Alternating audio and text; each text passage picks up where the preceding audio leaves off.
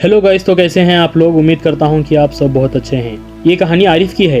कहानी में आगे बढ़ने से पहले आप हमारे चैनल SD Path को सब्सक्राइब कर लें और नोटिफिकेशन बेल आइकन को प्रेस करें ताकि हर हफ्ते हमारे 2 वीडियोस आप तक पहुंचे। आरिफ एक किसान था। वो खेतों में काम करता और मन लगाकर मेहनत करता। उसकी एक छोटी सी फैमिली थी जिसमें उसकी बीवी और छोटे से बच्चे रहते थे। वो अपनी फैमिली के लिए लगातार मेहनत करता, कभी खेतों में तो कभी मजदूर बनके, मगर फिर भी वो हमेशा खुश रहा करता, मुस्कुराहट बरकरार रखता अपने चेहरे पर। मगर एक दिन ऐसा भी आया जो कि आरिफ ने कभी सोचा भी न था। खेतों में जंगली जानवर घुस के खेत खराब करने लगे। इसीलिए वो खेतों की रखवाली करने के लिए उस रात वहीं पर रुकने का डिसाइड करता है।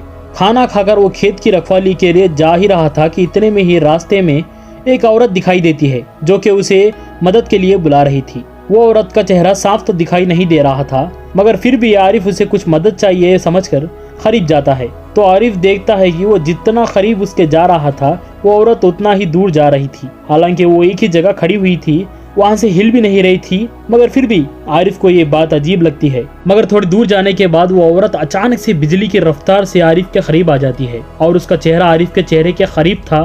तो आरिफ देखता है कि उस औरत का चेहरा एकदम से भयंकर था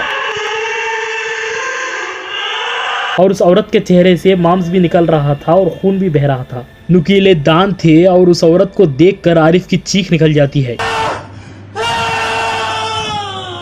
और वो वहां से भागने के लिए पीछे मुड़ता है तो वो औरत अचानक से उसे पकड़ लेती है और जंगल में खींच के ले जाती है और आरिफ की सिर्फ एक चीख सुनाई देती है। अगले दिन आरिफ का कोई भी अता पता नहीं था। उसकी बीवी रुखसार उसकी मिसिंग रिपोर्ट थाने में करवा देती है और उसका इंतजार करने लगती है।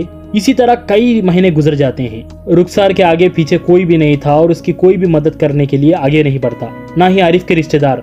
अपने बच्चों की परवरिश करने के लिए रुखसार भी खेती और मजदूरी करने लगती है। रुखसार एक दिन खेत में काम करके उसी रास्ते से आ रही थी जहां से आरिफ गायब हो चुका था। जब टाइम लगभग 6:30 हो रहे थे, फिर क्या वही औरत सफेद साड़ी पहन के रुखसार को भी बुलाने लगती है, जंगल की औरत। मगर रुखसार यहाँ पर चौकन्नी हो जाती है कि वो औरत कोई और नहीं चुड़ैल ही है और आगे बढ़ जाती है।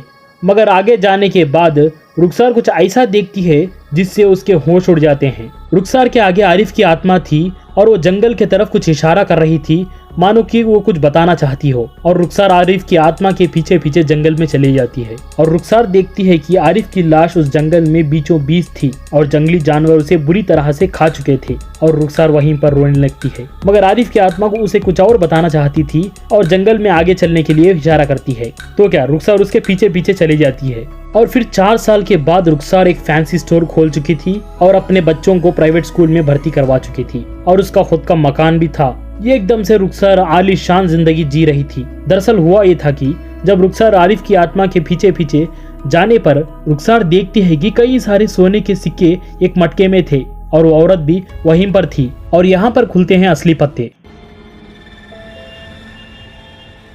दरअसल वो औरत एक जिन थी। आरिफ की आत्मा के बदले में उसकी फैमिली को कई सारी दौलत दे देती है और आरिफ अपने आप को कुर्बान करके अपने फैमिली के लिए बहुत कुछ दे गया। इसी तरह की कहानियां जानने के लिए हमारे चैनल को सब्सक्राइब करें, लाइक और कमेंट करना ना भूलें। मैं आपसे मिलूंगा अगली कहानी में, तब तक अपना ख्याल रखें। Thank you very much.